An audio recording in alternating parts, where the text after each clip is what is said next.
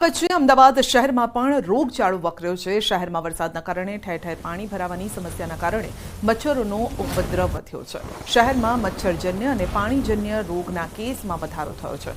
Sola civil હોસ્પિટલમાં હાલ દર્દીઓથી આ હોસ્પિટલ ઉભરાઈ રહી છે। સોલા સિવિલમાં છેલ્લા એક સપ્તાહમાં 12,874 ઓપીડી નોંધાઈ છે। શહેરમાં ડેન્ગ્યુના કેસમાં પણ સતત વધારો થઈ રહ્યો છે। ડેન્ગ્યુના 230 શંકાસ્પદ કેસમાંથી 44 પોઝિટિવ આવ્યા છે, જ્યારે કે મેલેરિયાના 4 અને વાયરલ ઇન્ફેક્શનના પણ 1918 કેસ નોંધાયા છે। તો ઝાડા ઉલટીના 62 કેસ સામે આવ્યા છે। ચોમાસામાં લોકોને વિશેષ કાળજી રાખવા તબીબો સલાહ આપી રહ્યા છે। લોકોએ તકેદારી રાખવા માટે પોતાનું ઘરની આજુબાજુ સ્વચ્છતા જાળવી રાખવી જોઈએ, વારંવાર હાથ ધોવા જોઈએ, ઇમ્યુનિટી ડેવલપ થાય એના માટે સંપૂર્ણ આહાર લેવો જોઈએ, મચ્છરદાણી ઘરમાં રાખવી જોઈએ, ટૂંકી બાંયવાળા વસ્ત્રો પહેરવાના જોઈએ અને કોઈપણ નાના બાળકો મોટાઓને જરૂર પડે તાવ કે એવો નાના સિમ્ટમ્સ દેખાય તો નજીકના સરકારી દવાખાના ડૉક્ટરને બતાવીને એમની સારવાર લેવી જોઈએ। આરોગ્ય મંત્રી ઋષિકેશ પટેલે ચાંદીપુરા વાયરસથી ગભરાવું નહીં, પરંતુ સાવચેતી રાખવાની સલાહ આપી છે। આરોગ્ય મંત્રીએ જણાવ્યું છે કે ચાંદીપુરા કોઈ નવો રોગ નથી। સામાન્યપણે વરસાદી ઋતુમાં ખાસ કરીને ગ્રામીણ વિસ્તારમાં જોવા મળે છે આ રોગ। ચાંદીપુરાના લક્ષણો બાળકોમાં જોવા મળે ત્યારે તાત્કાલિક તબીબી સલાહ લેવા પણ અનુરોધ કર્યો છે। વાયરસને ફેલાતો અટકાવવા અને નિયંત્રણ મેળવવા અસરગ્રસ્ત વિસ્તારોમાં સઘન સર્વેલન્સ કરાઈ રહ્યું છે। અત્યાર સુધીમાં કુલ 4,447 ઘરોમાં 18,000થી વધુ લોકોનું સ્ક્રીનિંગ કરાયું છે। તો સ્ટેન્ડ ફ્લાય કંટ્રોલ માટે પણ કુલ 2,093 ઘરોમાં જંતુનાશક દવાઓનો છંટકાવ કરાયો છે। રાજ્યનું આરોગ્ય વિભાગ અગમચેતીના ભાગરૂપે આ રોગનો ફેલાવો અટકાવવા માટે રાઉન્ડ ધ ક્લોક કામ કરી રહ્યું છે।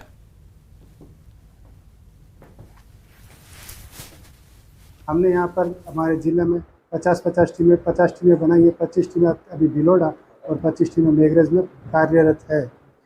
यह सभी टीमें 5% मैलोथियन पाउडर का डस्टिंग का आयोजन करके सभी कच्चे मकान जो हैं वहाँ के कच्चे मकानों में डस्टिंग का कार्यक्रम चल रहा है।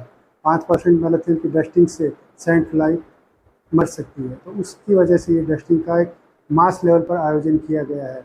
और मेरे सभी खेड़ित किसान भाइयों से ये अनुरोध भी है कि उनके विस्तार में वो स्वयं पेस्टिसाइड और इंसेक्टिसाइड्स का भी सैंड फ्लाई और दूसरे मॉस्किटोज़ का मारने का उपयोग कर सकते हैं।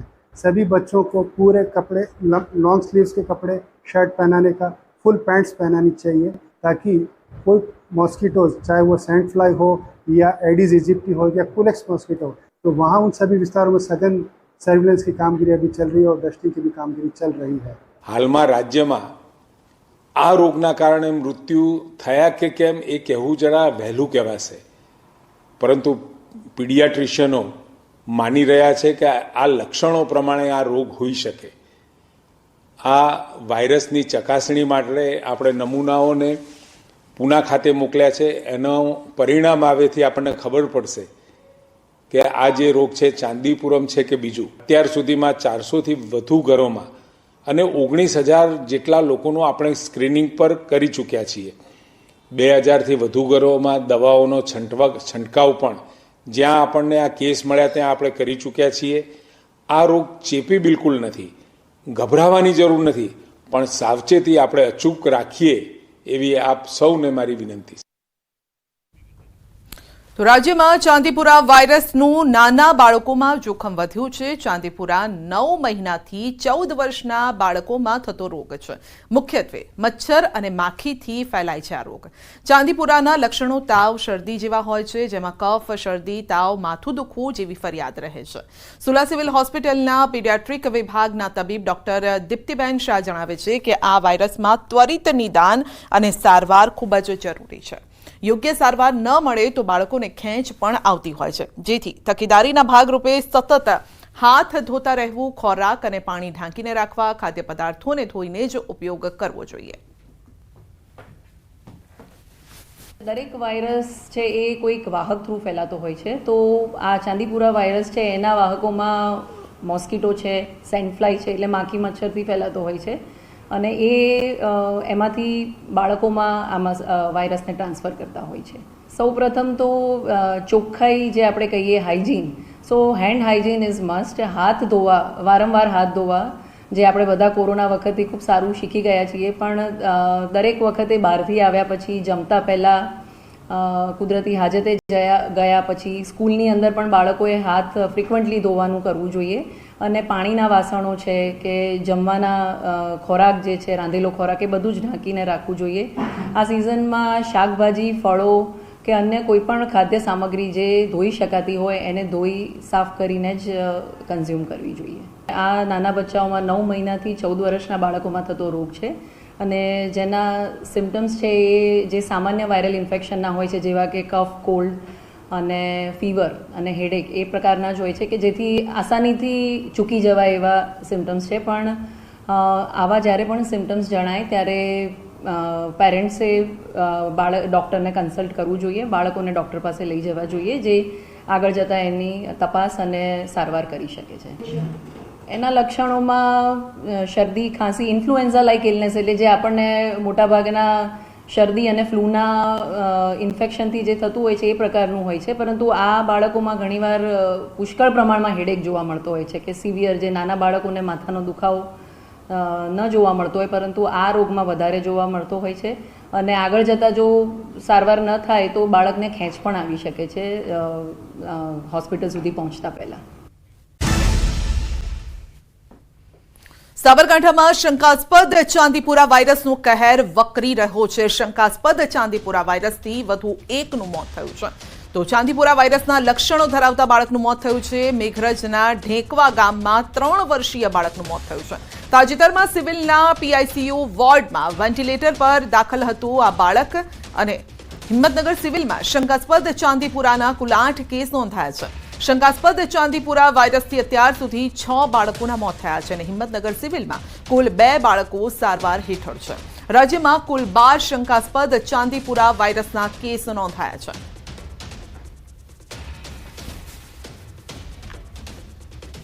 તો મેઘરજના ઢેકવા ગામમાં 3 વર્ષીય બાળકનું મોત થયું છે.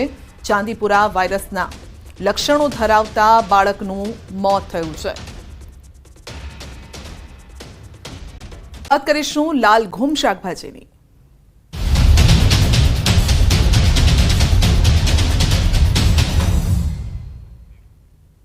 રાજ્યમાં વરસાદી માહોલ જામ્યો છે, અને ત્યારે અમદાવાદમાં શાકભાજીના ભાવ પણ આસમાને પહોંચ્યા છે.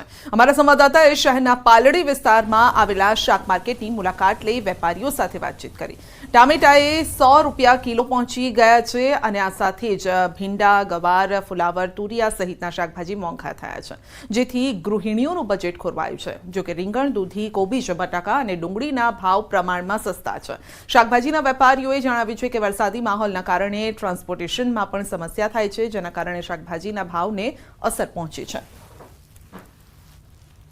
એક સમય જે ટામેટાના ભાવ આપે 20 રૂપિયા, 50 રૂપિયા સાંભળ્યા છે, 50 રૂપિયા કિલો સાંભળ્યા છે, તે જ ટામેટા અત્યારે 100 રૂપિયા કિલો મળી રહ્યા છે. અને ઘણી બધી જગ્યાએ અમદાવાદ શહેરની અંદર 100થી પણ વધારે ભાવ ચાલી રહ્યો છે.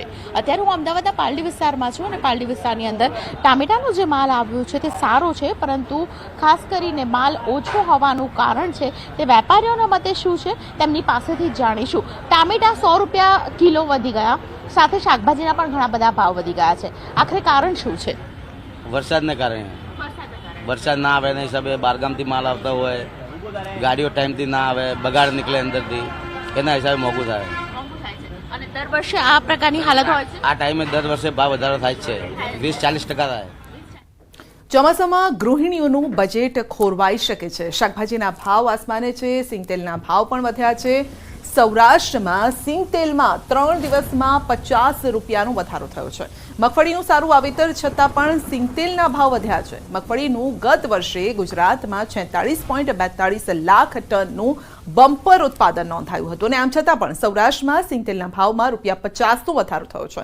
હાલ ચોમાસામાં અને મગફળીની સિઝનના આ વધારો થયો છે. ગુરુવારે 15 કિલોનો સિંગતેલનો ડબ્બો 2560 થી 2610 રૂપિયા હતો, તે વધીને 2610 થી 2660 રૂપિયા પહોંચી ગયો છે. તો વરસાદ બાદ ગુજરાતના જળાશયોમાં આવક થઈ છે પાણીની. સરદાર સરોવર ડેમમાં 52% જળ સંગ્રહ થયો છે. 206 ડેમમાં 34%થી વધુ જળ સંગ્રહ છે. સૌરાષ્ટ્રના 3 ડેમ સંપૂર્ણ ભરાયા છે અને હાઈ એલર્ટ પર છે, અને જેમાં Vagadiya, Vansal, Sasoi 2 dam, high alert પર છે. રાજ્યના 5 ડેમ 80% થી 90% સુધી ભરાયા છે, જેના કારણે એલર્ટ પર છે. તો 7 જળાશયો 70% થી 80% વચ્ચે ભરાયા છે અને વોર્નિંગ પણ આપવામાં આવી છે.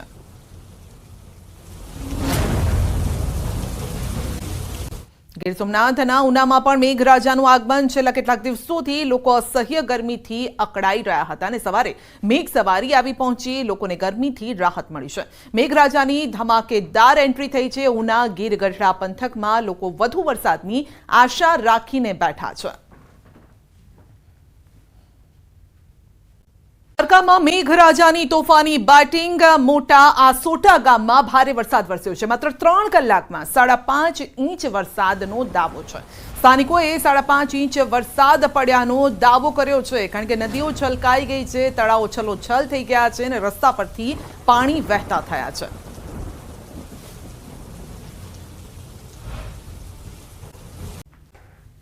હજુ પણ ગુજરાતમાં ભારે વરસાદની આગાહી છે. 3 હવામાન નિષ્ણાતોની મોટી આગાહી છે. ગુજરાતમાં હજુ પણ પડશે વરસાદ. ક્યારે ક્યાં વરસાદ પડશે તે પણ જણાવીશું. 3 હવામાન નિષ્ણાતોની આગાહી શું છે તે સાંભળો. 16 જુલાઈ 2024 થી લઈને 20 જુલાઈ 2024 દરમિયાન રાજ્યના અનેક વિસ્તારોની અંદર ભારેથી અતિભારે વરસાદની શક્યતાઓ છે. તો અમુક જિલ્લાની અંદર અતિ તીવ્રતા સાથે 15 ઇંચ આસપાસના પણ વરસાદ નોંધાય તેવી શક્યતાઓ હાલ દેખાઈ રહી છે. જેનું મેઇન કારણ છે કે અત્યારે બંગાળની ખાડીની અંદર એક લો પ્રેશર સિસ્ટમ તૈયાર થઈ છે, જેને કારણે મધ્યપ્રદેશ, મહારાષ્ટ્ર, ગુજરાત અને અરબ સાગરના અમુક ભાગ ઉપર સાયક્લોનિક સર્ક્યુલેશન બની રહ્યું છે. આગામી 48 કલાક દક્ષિણ ગુજરાત માટે ભારે છે. નદીઓમાં પૂરની શક્યતા છે. આહવા ડાંગ વલસાડમાં ભારેથી અતિભારે વરસાદ થવાની શક્યતા રહેશે. સુરત વગેરે ભાગોમાં ભારે વરસાદ થવાની શક્યતા રહેશે. એટલે પૂરનું જોખમ રહ્યું છે. અને આ ઉપરાંત અમદાવાદના ભાગોમાં પણ 48 કલાકમાં અમદાવાદ, લાંભા તેમજ નારોલ, સરખેજ, બાવળા, સાણંદ આ ભાગોમાં પણ ભારે વરસાદની શક્યતા છે. वो डिस्ट्रिक्ट है सूरत, नवसारी, वलसाड, छोटा उदयपुर, दमन and Dadra Nagar Haveli. Very heavy rainfall का जो चेतावनी है वो है बड़ौदा, नर्मदा, बहरोज, डांग एंड तापी. और सौराष्ट्र कच्छ के लिए जो डे 2 में एक्सट्रीमली हैवी रेनफॉल का चेतावनी है वो डिस्ट्रिक्ट है जूनागढ़, ગીર સોમનાથ, દીવ. અભ્યાસની ફી અંગે મોટા સમાચાર આવી રહ્યા છે. એબીવીપીએ ફીના નિર્ણય અંગે કર્યો છે મોટો દાવો. કાલ સાંજ સુધીમાં સરકાર સકારાત્મક નિર્ણય લઈ શકે છે. સરકાર સકારાત્મક નિર્ણય લેશે તેવી બાંહેધરી મળી છે તેવું એબીવીપીનું કહેવું છે.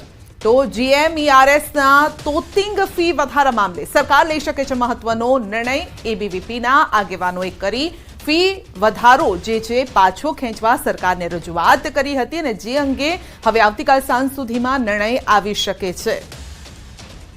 તો મેડિકલ અભ્યાસની ફી અંગે આ મોટા સમાચાર આવી રહ્યા છે. ફીમાં એબીવીપીએ ફીના નિર્ણય અંગે મોટો દાવો કર્યો છે કે કાલ સાંજ સુધીમાં કોઈ મોટો નિર્ણય આવી શકે છે. સરકાર સાથે પણ વિદ્યાર્થી પરિષદની વાતચીત ચાલુ છે. સરકાર દ્વારા અમને એવી બાંહેધરી આપવામાં આવી છે કે આવતીકાલ સાંજ સુધીમાં કોઈ પણ પ્રકારનો એક પોઝિટિવ નિર્ણય એ સરકાર દ્વારા લેવામાં આવશે. આ નિર્ણય એકવાર સરકાર દ્વારા ઘોષણા કરવામાં આવે એ પછી જો એમાં વિદ્યાર્થીઓને જો મૂંઝવણ હશે, જો વિદ્યાર્થીઓના કોઈ પ્રશ્ન હશે તો વિદ્યાર્થી પરિષદ એની આગળની રણનીતિ એ નિશ્ચિત રૂપે